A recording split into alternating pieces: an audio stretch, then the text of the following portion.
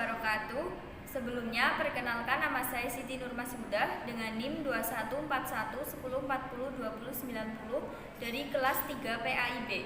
Di sini saya akan menjawab soal UTS sumber belajar. Jelaskan apa yang dimaksud dengan sumber belajar sebagai media pembelajaran dan sebutkan contohnya. Sumber belajar sebagai media pembelajaran adalah semua sumber baik berupa data, orang, dan wujud tertentu yang digunakan oleh peserta didik dalam belajar, baik secara terpisah atau secara terkombinasi yang digunakan oleh peserta didik dengan tujuan untuk memudahkan dalam belajar. Contohnya yaitu seorang guru memberikan video pembelajaran lewat YouTube. Ya, soal yang kedua yaitu sebutkan macam-macam sumber belajar dan analisis kekurangan dan kelebihan. Yang pertama yaitu ada pesan atau message, meliputi pesan formal maupun pesan informal. Pesan formal merupakan pesan yang dikeluarkan oleh lembaga resmi seperti pemerintah dan non-pemerintah atau yang diberikan oleh guru dalam situasi pembelajaran. Sedangkan pesan non-formal adalah pesan yang terdapat di lingkungan sekitar seperti cerita rakyat, legenda, prasasti, dan relief pada candi.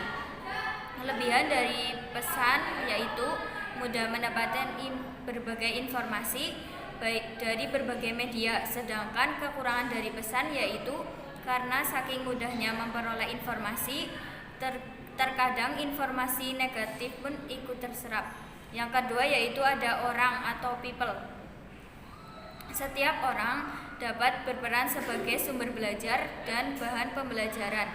Karena dari seseorang kita dapat memperoleh informasi dan pengetahuan baru.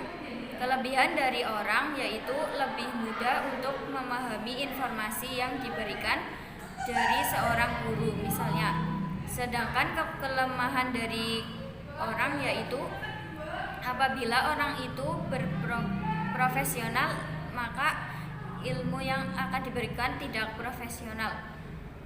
Yang ketiga yaitu ada bahan atau program, merupakan suatu format yang biasanya digunakan sebagai program pendukung dalam menyimpan pesan dalam pembelajaran seperti buku paket, modul, video, audio. Program di sini yang dimaksud adalah yang berupa software. Kelebihan dari bahan dan program yaitu dengan menggunakan bahan atau program yang tepat, maka proses belajar dapat berjalan dengan baik.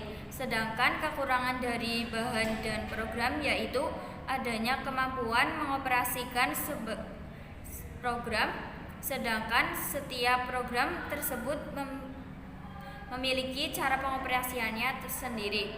Yang keempat yaitu ada alat atau device.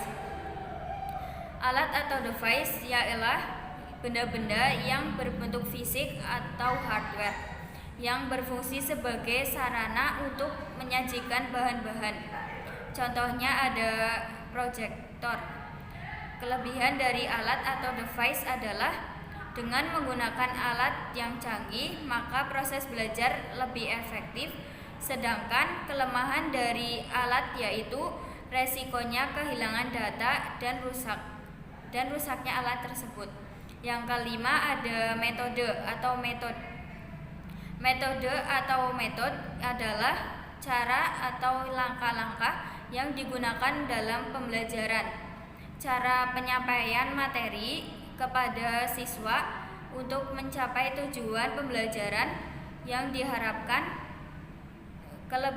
Kelebihan dari metode yaitu jika memilih metode yang tepat, maka proses belajar mengajar akan lebih cepat maju dan berkembang. Sedangkan kelemahan dari metode yaitu tidak semua siswa mampu menerima metode yang diajarkan oleh pendidik.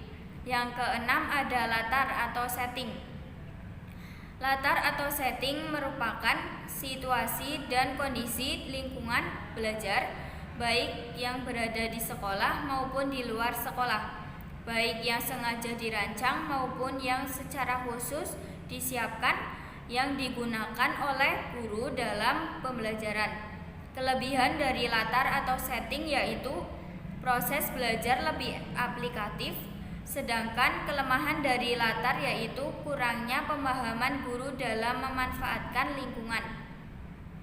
Soal yang ketiga yaitu cara menentukan sumber belajar yang tepat, yaitu yang pertama ada menyesuaikan tujuan yang akan dicapai, yang kedua ada melihat jumlah siswa yang akan diajar, yang ketiga ada melihat kondisi ruangan dan fasilitas, yang kedua ada melihat jumlah siswa yang akan diajar, yang ketiga ada melihat kondisi ruangan dan fasilitas, yang keempat ada melihat kemampuan guru dalam mengoperasikan sumber belajar tersebut, yang kelima ada pilih sumber belajar yang paling mudah digunakan dalam kegiatan belajar tersebut, dan yang terakhir ada dalam proses pembelajaran guru bisa menyelingi sumber belajar satu dengan yang lainnya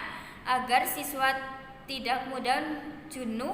Sekian dari saya, kurang lebihnya mohon maaf. Wassalamualaikum warahmatullahi wabarakatuh.